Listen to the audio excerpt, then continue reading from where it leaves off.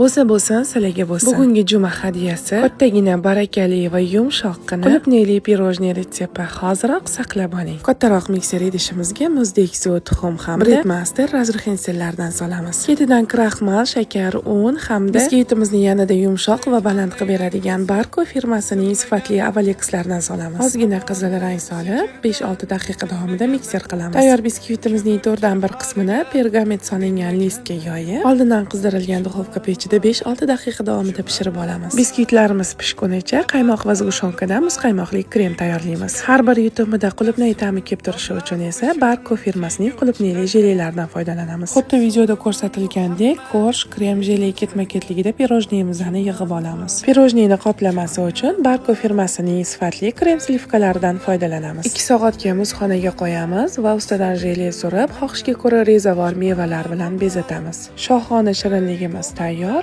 Retsept yoqqan bo'lsa, like bosib, bizni kuzatishda davom eting.